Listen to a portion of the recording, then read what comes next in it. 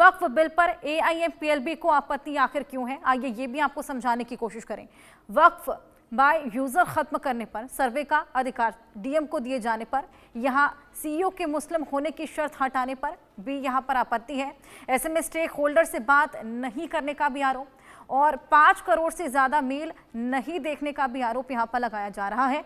वक्फ जमीन खत्म करने का भी आरोप है। ये तमाम आपत्तियां यहाँ पर वक्फ बिल को लेकर एआईएमपीएलबी ने दर्ज कराई हैं। जमीन खत्म करने का आरोप लगाया है वक्फ की, और ऐसे में लगातार यहाँ पर तमाम मांगे की जा रही हैं। वक्फ बिल पर नफरती साजिश भी की जा रही है। क्या कुछ इस साजिश है, ये भी समझाएं। मुसलमानों को कमजोर किया जा रहा है, मुसलमानों का हक छीनने की तैयारी है, ये कहा जा रहा है। नए बिल से वक्फ प्रॉपर्टी छीन जाएगी। आइए ग्राफिक्स के जरिए भी आपको समझाएं। मुसलमानों को कमजोर किया जा रहा है, ये नफरती साजिश है। मुसलमानों को कमजोर किया जा रहा है, ये कहा जा रहा है। वक्फ बिल को लेकर जो तमाम मांगे की जा रही हैं, संशोधन के ऐसे में मुसलमानों का हक छीनने की तैयारी है, ये भी कहा गया है। और ऐसे में नए बिल से वक्फ प्रॉपर्टी छिन जाएगी, इसको लेकर यहां पर आपत्ति दर्ज कराई जा रही है लगातार। ऐसे में बदलाव से मदरसों की जमीन छिन जाएगी, जो कि यहां पर एक बेहद बड़ा डर यहां सता रहा है। नए कानून से कब्रिस्तान की जमीन भी छिन जाएगी।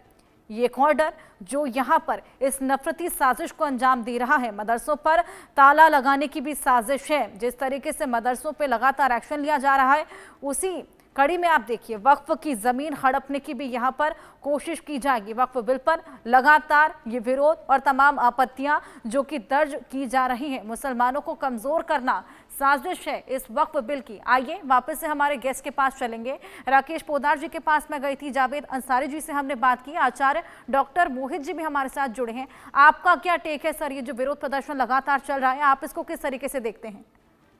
देखिए, भारत में वक्फ बोर्ड के पास 8 लाख एकड़ से ज़्यादा ज़मीन है, और जो कि देश की सबसे बड़ी, तीसरी सबसे बड़ी ज़मीन है। और इसमें मस्जिद, मदरसे, कब्रिस्तान, ईदगाह, मजार आदि जो है शामिल है। और ये आज़ादी के बाद पहली बार 1954 में संसद में वक्फ बोर्ड का विधेयक पारित हुआ। फिर 95 में इसको जो है और अधिकार दिए गए और इसमें जो है इसकी शक्तियाँ बढ़ा दी गई, और 2013 में इसको असीमित शक्तियां दे दी गई हैं। उसके बाद से इसकी संपत्ति दुगनी हुई, और अभी की जो मुसलमानों की जो आर्थिक और शैक्षिक जो स्थिति थी, उसके ऊपर जो है वक्फ बोर्ड ने कोई काम अभी तक नहीं किया।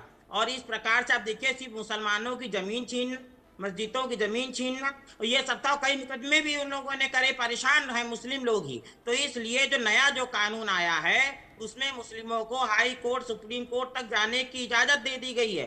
पहले ये इजाजत नहीं थी। वक्फ बोर्ड जो कह देता था कि जमीन मेरी है, तो कागज उसको दिखाना पड़ता था जिसकी जमीन वो लेता था। इस प्रकार से कोई वक्फ बोर्ड सरकार के नियंत्रण में गलत तरीके से कार्य कर रहा था। अगर मोदी जी उसमें संशोधन कर रहे, अच्छा कार्य कर रहे। भी मैंने मोदी जी से मैं दिल्ली में मिला और वहां पर उनका वक्तव्य सुना। उन्होंने हिंदू मुस्लिम एकता की बात कही, पूरे भारतवासियों के कल्याण की बात कही। तो अगर कोई अच्छे प्रधानमंत्री देश को मिले हैं, वो एक अच्छा कार्य करना चाहते हैं, तो उसको सबको समझना चाहिए। और शिक्षा की कमी होने के कारण ही मुस्लिम लोग इसका विरोध कर रहे हैं। देखिए, बोहरा, आगा खानी लोगों को अधिकार नहीं था, उनको राइट दे दिया गया इस वक्फ बोर्ड में। और न्यायाधिकरण की जो प्रक्रिया थी उसको बढ़ा दिया गया, सबको न्याय मिलेगा, सब लोग हाई कोर्ट, सुप्रीम कोर्ट तक जा सकते हैं। और महिलाओं को विशेष अधिकार दे दिया गया है, उसका बजट बढ़ा दिया गया है। इस तरीके से तो देखिए, मुसलमानों के हित के लिए ये बोर्ड जो है काम करेगा। और आज़ादी से अभी तक आप देखिए, शिक्षा का स्तर देखिए और मुसलमानों की आर्थिक स्थिति देखिए, कितना पिछड़े हैं वो। तो उनके उन्नयन एवं संवर्धन के लिए अगर कोई संशोधन हो रहा है, वक्फ बोर्ड तो पहले भी सरकार के नियंत्रण में काम कर रहा था और अभी भी सरकार उसमें संशोधन कर रही है। अब इसको संशोधन पारित होना चाहिए। फिर देखिए, अगर आपको उससे फायदा हो रहा है तो अच्छी बात है। मैंने तो कई मौलानाओं से बात की, उन्होंने भी कहा कि वक्फ बोर्ड अच्छा काम नहीं कर रहा था पहले जो नियम बने थे। अब वो संशोधन होने के बाद अच्छा काम करे, और मेरी तो यही ख्वाहिश है। और पूरा सनातन वक्फ बोर्ड के उन्नयन संवर्धन के लिए कार्य करने के लिए तैयार है। मैं सनातन धर्म गुरु होने के नाते कह रहा हूँ कि मुसलमानों की आर्थिक शैक्षिक स्थिति जब तक नहीं सुधरेगी, तब तक भारत राष्ट्र का कल्याण नहीं हो सकता है। क्योंकि उनकी आर्थिक स्थिति और शिक्षा कम होने से क्या होता है, कुछ लोग उनका गलत फायदा उठाते हैं। 500 रुपए दे के उनके हाथ में पत्थर पकड़ा देते हैं, और जिनके हाथ में कलम होनी चाहिए, जिनको आईएएस पीसीएस बनना चाहिए, जिन बच्चों को, उनको कहीं दर्जी की दुकान पे, पंचर की दुकान पे बचपन से लगा देते हैं। तो इस तरह राष्ट्र का कल्याण नहीं होगा। जब तक मुस्लिमों के लिए जो बजट आया है, वक्फ बोर्ड का बजट मुस्लिमों के कल्याण के लिए, शिक्षा के लिए और उनकी चिकित्सा के लिए, आर्थिक स्थिति के लिए होना चाहिए। ये पहले की सरकारें जो राजनीति कर रही थी केवल मुस्लिम तुष्टीकरण और वोट बैंक के लिए, अब मोदी जी इसको खत्म कर रहे हैं। और जो नई सरकार आई है नई तरीके से, नए नजरिए से सोच रही है, और इसमें बिल्कुल सब बिल्कुल, मुसलमानों आप का सही कल्याण ठहरा होगा। रहे हैं तो संशोधन अच्छे को। पढ़े एडवोकेट लिखे शोएब बच्चे सिद्दीकी हमको भी हमारे समझाना साथ चाहिए। जुड़े हैं, मुस्लिम स्कॉलर हैं। आप इसको कितना सही मानते हैं, अपना रिएक्शन भी दीजिए। देखिए अर्षा जी, ऐसा है कि किसी भी मुल्क की हुकूमत को अख्तियार नहीं है कि किसी के मजहबी मामले में मुदाखलत करे, चाहे मजहब किसी का भी हो। आप देखिए वक्फ बोर्ड का जो मामला चल रहा है, इस पे टारगेट पे जो है मुसलमान की संपत्तियां, उस पर नजर रखी हुई है। अभी आप देखिए जिस तरह अभी लोगों ने कहा कि इसमें जो है गैर मुस्लिम भी इसमें मेंबर बनेगा। आप बताइए क्या गैर मुस्लिम की जो तंजीमें हैं उसमें क्या कोई मुस्लिम को रखा जा रहा है? बिल्कुल नहीं रखा जा रहा है। वक्फ की जमीनें जो हुआ करती थी, जो हमारे बाप दादाओं ने जो दी थी, उसमें दिया इसलिए था कि वो आने वाले वक्तों में उसको काम किया जाए, किसी गरीब के कॉलेज बनाया जाए, किसी शादी वगैरह हो संस्था बना दी जाए, उस पर रखा जाएगा। अब आपने वक्फ बिल को पास कर दिया, अब आप बताइए उसमें कब्रिस्तान तक हटाने की बात चल रही है।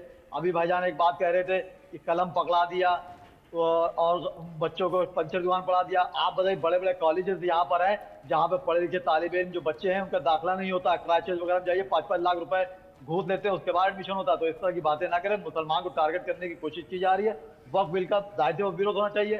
जैसे आपने कहा सुप्रीम कोर्ट तक जा सकते हैं, बिल्कुल जा सकते हैं। आप बताइए अगर आप देखिए कोई भी मामला अर्षा जी हो रहा है तो उसमें सिर्फ मुसलमान को टारगेट रखा जा रहा है, ये चीज मैं समझता हूँ बिल्कुल बेहतर नहीं है। आप बताइए 13 तारीख को मामला था कि 13 तारीख को दिल्ली में जंतर मंतर पर धरना दिया जाएगा, लेकिन पर्सनल लॉ बोर्ड ने कहा कि नहीं 14 तारीख को होली है, मेरे हिंदू भाइयों को मुदाखलत ना हो, कोई दिक्कतों का सामना ना करना पड़े। उन्होंने उसको जो है बदल के 17 तारीख कर दिया। आप देखिए प्रधानमंत्री से मेरी गुजारिश रहेगी और मुख्यमंत्री से भी गुजारिश रहेगी कि इस अमेंडमेंट में दोबारा से देखा जाए और करा जाए। चूंकि देखिए हिंदू मुस्लिम की जो गंगा जमने की मिसाल है हिंदुस्तान में हमेशा कायम रहती है।